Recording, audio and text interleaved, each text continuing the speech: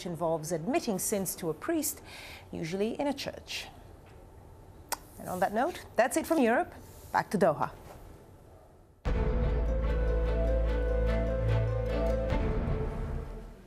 Southern Sudan's President Salva Kiir has returned home, promising to work with his northern counterpart Omar al-Bashir. On Monday, the final results of the country's landmark referendum showed that the South had voted overwhelmingly for secession from the North. Haru Matasa reports from Juba. Salva Kiir returned to Southern Sudan with an enormous challenge.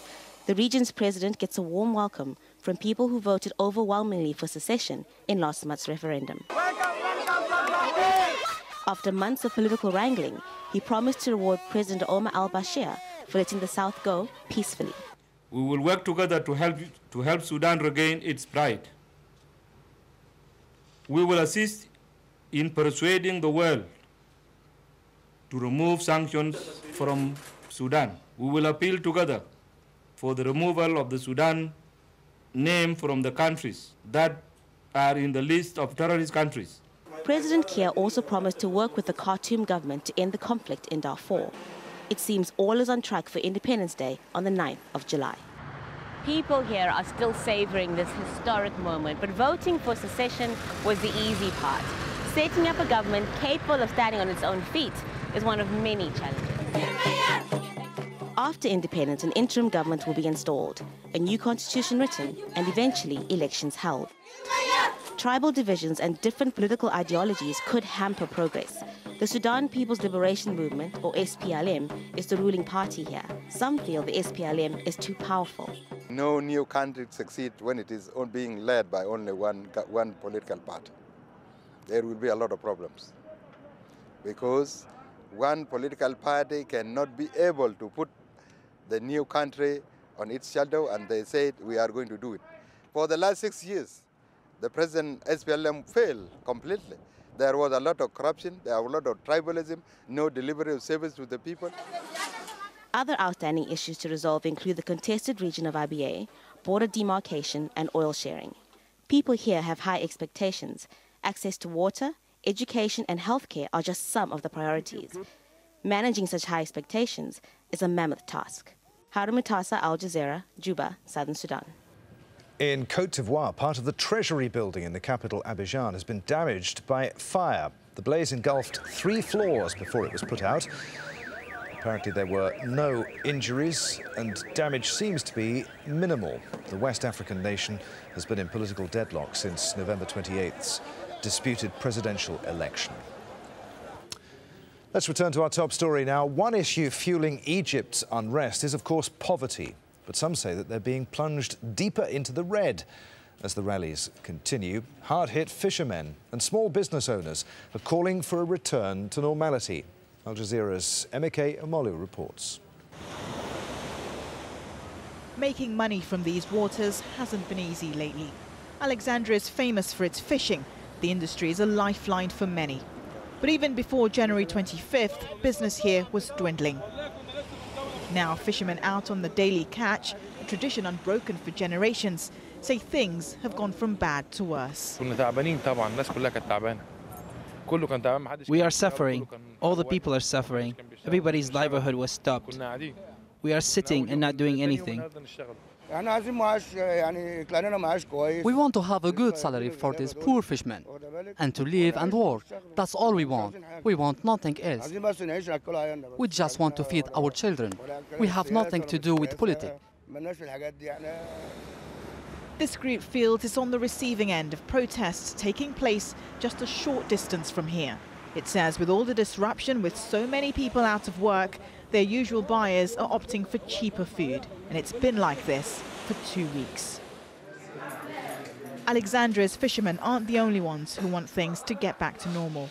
2 weeks ago, these narrow streets in Giza just outside Cairo were bustling. Tourists on camels, souvenir shops heaving with customers.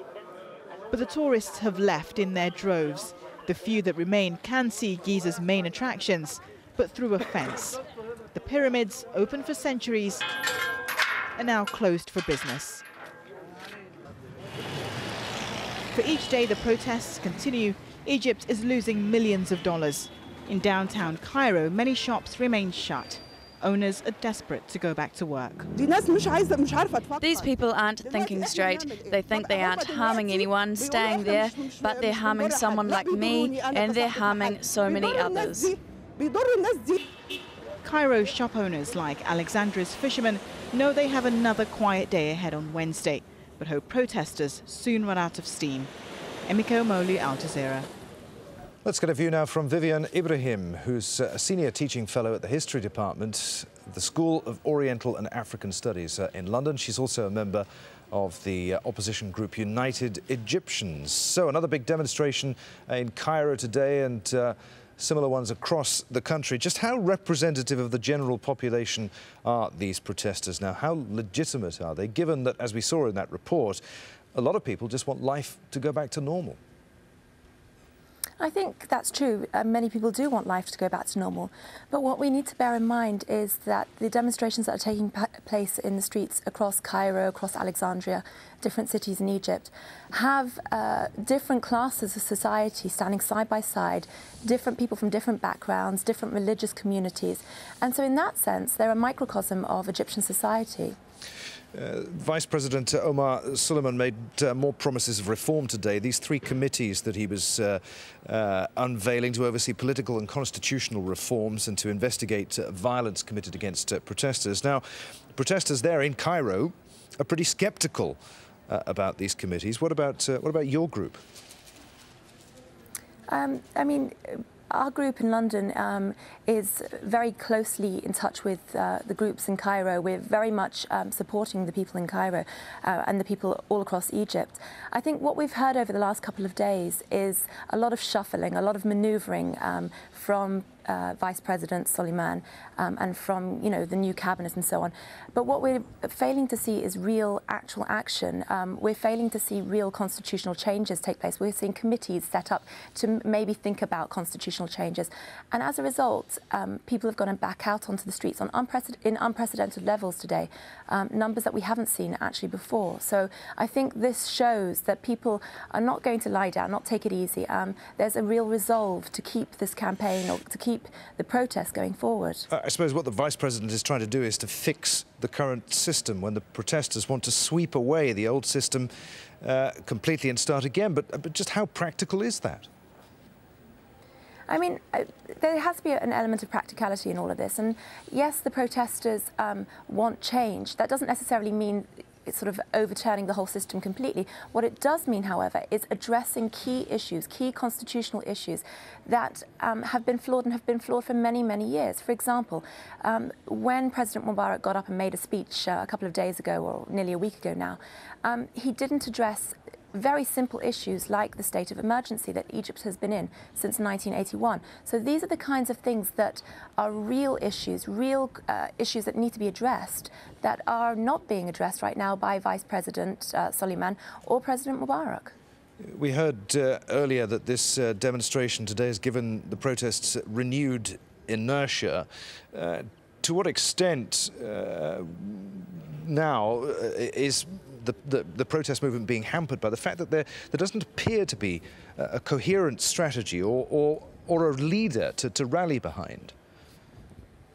I don't know whether we should see it just in terms of being hampered. I mean, the fact that we're going into sort of 2 weeks now. I think we're day 14 today, and we've suddenly seen a renewed amount of people in the streets and so on, actually says that there are real issues that need to be addressed. Earlier on today, there were 80 to 100 university lecturers from Cairo University who actually joined the protesters in their robe, a very symbolic gesture, which shows, yes, there may not be the key leaders in the sense that, the one person that someone can point out, but there are many leaders. Yesterday, we saw the release of Wael Ghanem, who is the Google executive, and he's become quite a rallying point in many ways, seen as a potential leader, even though he doesn't regard himself as a leader. So there are people there. It's just about considering the actual demands of the people and considering the base demands, which are to remove Mubarak and then negotiations to take place. All right, Vivian Ibrahim, many thanks indeed. Good to talk to you. Thank you. A man they can do business with. Israel's relationship with Egypt's Vice President Omar Suleiman in the spotlight. He's the nation's preferred choice for future negotiations. And a thaw on the Korean peninsula. Military officials from the north and south hold their first talks since last year's deadly clash.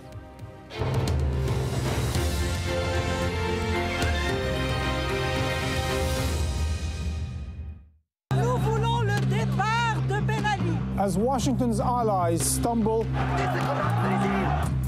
one after the other, exposed, losing